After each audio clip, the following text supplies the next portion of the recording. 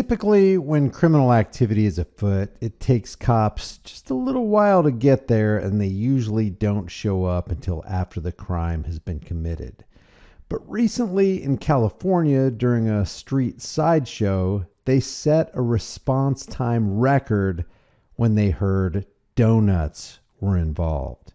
88 people who had their cars impounded during a sideshow operation in Stockton over the weekend probably won't get their cars back. In a significant development, we're learning the San Joaquin sheriff is taking a firm stand by holding on to all of these vehicles. For how long? Well, we're going to get into that. CBS 13 was first on the story earlier this week. Nearly 90 cars impounded along Country Club Boulevard and Pershing. More than 150 people detained. San Joaquin County Sheriff Patrick Withrow said they just got 88 warrants to search the 88 vehicles that are now securely locked away at the sheriff's office. And they're not just looking for evidence of drivers doing donuts. He says they're looking in the vehicles to see if there's any contraband. He wants to know if there are drugs. Are there any guns? Is there any evidence of other crimes? So instead of focusing on the crime of blocking off traffic and impeding the rights of others to travel, they're using the sideshow confiscation as a justification to further violate rights and ruin lives. This could mean more charges than just misdemeanors. Now, it's understandable to want to clear a public street so that others can use it. That would be an acceptable action on people who disregard the freedoms of others. But cops are going way beyond the initial crime here. Sheriff Withrow said, quote, "People brought their children to this event, so it's a criminal charge against child endangerment." Yep, that's right. They're going after the children of people who were merely there as spectators. Apparently, California Vehicle Code Section 23109 addresses speed exhibitions, sideshows, and drag races. But Stockton also wrote its own law.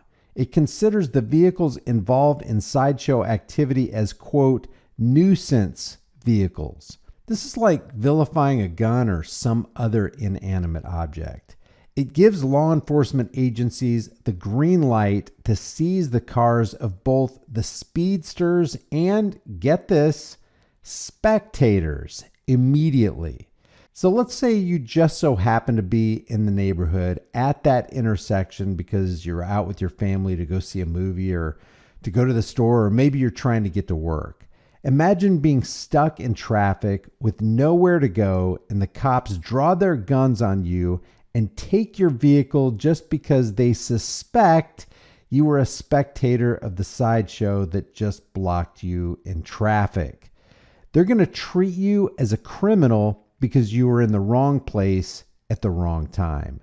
And what if you were a spectator? Not a participant, but just a spectator. What if you were there to record this for yourself? What if you were there as an independent journalist and your intent was to do a story on this? Maybe you're a stringer for a news agency. You're going to tell me it's just to arrest somebody who's just standing there watching? This is how far these cops want to take this. They want to arrest everybody there at the scene. So in their eyes, everybody in that zone is a criminal. So how long can they keep the cars? According to city attorneys under Stockton law, they can keep those cars permanently. According to this one attorney, they can sell it, they can make money, and that money could go to the city. Apparently, Sheriff Withrow hasn't determined what will happen to the cars after the searches and the charges are filed. Congressman Josh Harder from the 9th District said he's working on a bipartisan bill titled "They're Fast, We're Furious" that would create an FBI task force to work with local agencies and enforce the penalties. So instead of just local law enforcement agencies converging on this location to treat everybody as criminals, now the FBI is going to be involved. It's like whack-a-mole for our local law enforcement to try to get every single sideshow shut down. Withrow said this time his trained task force and neighboring agencies were ready to respond. He said last time they didn't treat us so kindly when we arrived on the scene. Last time we tried to intervene in a sideshow, they threw bricks and rocks. Could have killed the officer by driving by there. This time, more than 150 people were detained. Withrow said he wants to send a clear message that they will not stand for sideshows in Stockton. He also said that one deputy was injured during the sideshow crackdown, but that he's doing fine now. According to the report, it may take days or even weeks before the sheriff's office goes through every single one of the 88 vehicles. They said they'll be video recording each search and may need to take fingerprints in some cases before they determine what each person will be charged with. One person was spotted cruising close to the fence where the cars are stored at the sheriff's office, and it turned out that his car was one that had been impounded. Withrow said, "They tried to make up a story that they were from an internet news source, but we identified them later as being at the crime scene." So when Withrow talks about people being at the crime scene, whether you're a spectator or a speedster, he thinks that you're a criminal. And get this, an attorney said that Stockton's law on sideshows also allows law enforcement to seize and keep vehicles even if a relative or roommate is the one who took the car. So you could have let somebody borrow your car, or your car could have been stolen and you have nothing to do with the sideshow, but now your car is gone and you may never get it back under this new law.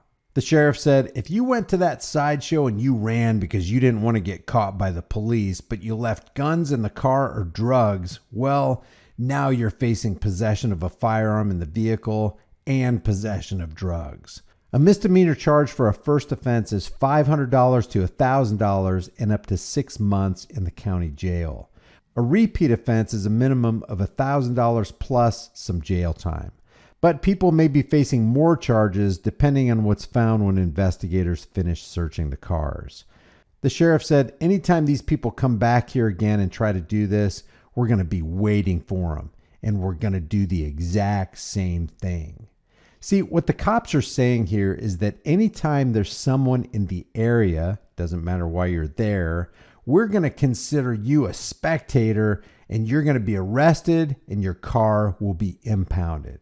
It's also possible that if you're out there recording and you upload your footage to social media, the cops could use that as evidence that you broke their law prohibiting spectators at these events.